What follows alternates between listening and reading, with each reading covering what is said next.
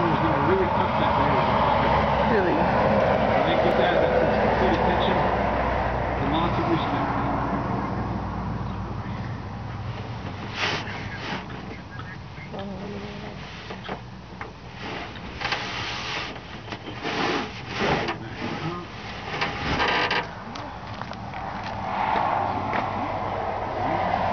So what I'll do is I'll point, then I'll bring this in and closing that gap, and then it's going to start tagging that shoulder. A lot of times they'll move into it at first, so you just got to hold it steady, then they'll move away from it. Even if it's just a step, I'll release and show him he's on the right track, trying to do the right thing.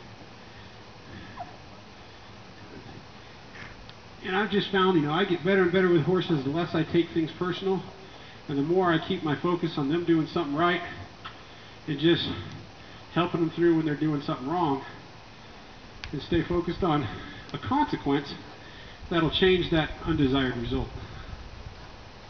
Good. So just having them move forward, I'm just going to turn with them. And see, I turn my body forward and kind of parallel with their forward movement. If he wants to stop and check in at this point, I'm happy to let him come do that, because my only objective is for him to understand to back out, right, to yield that shoulder when I bring that pressure in. He wants to check in and come in and off that connection. That tells me, he's putting in the effort into trying to do the things I'm asking. Back again. Good, so getting that figured out pretty quick.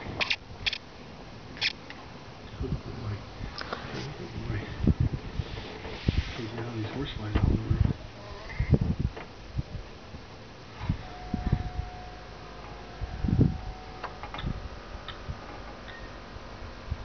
Every time I step away, there's another horse fly. Yeah, if you got some, that'd be great. Good. Just gonna move off. Turn with them. Hey, Jalissa. Just short little bursts. That's all I need. Has somebody right now. got a generator up there? Chair for? Turn his face. Why are you taking your chair? Good, that boy. Go the other way a couple of times.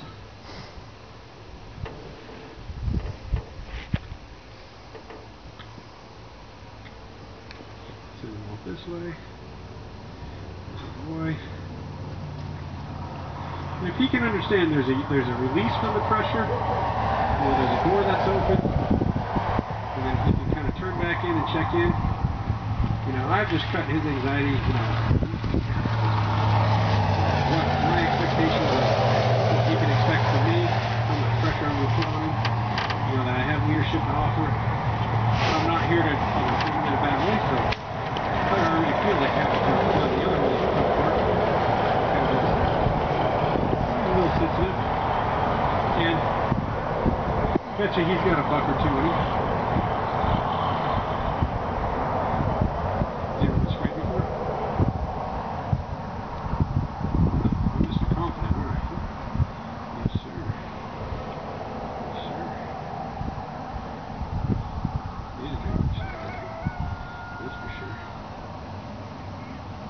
How much? Can I ask?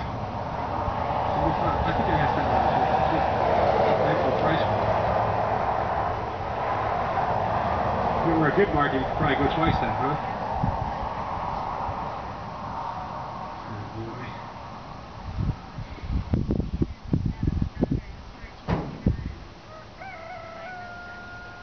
And the real gun was 2004, Super Horse of the Year, down at the what did I forget? Had a long day yesterday. The quarter horse, down in Oklahoma, right? Yeah, the annual World Championship. And Super Horse, that comes from being able to rope, rein cower, cut. So he's really bred for that. This is a lot of fun for me. Okay, so I'm going to do here. Can I have you just hold him for a second? Back out.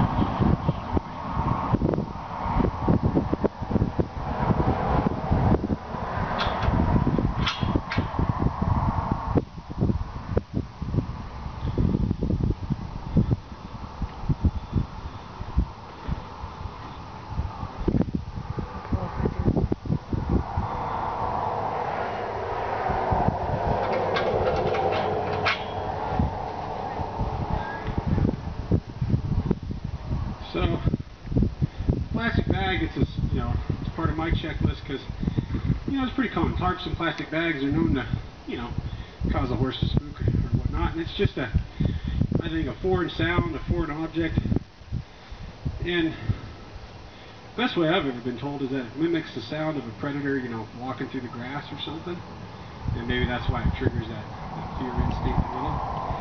But to me, the important thing is, again, taking the horse through the emotional circle of being afraid, overcoming the fear, being confident, not having the fear, and seeing that you can help them, you know, be facilitated through that process. And that's how, again, we become the symbol of something good, and something they can depend on and count on, not something that they have to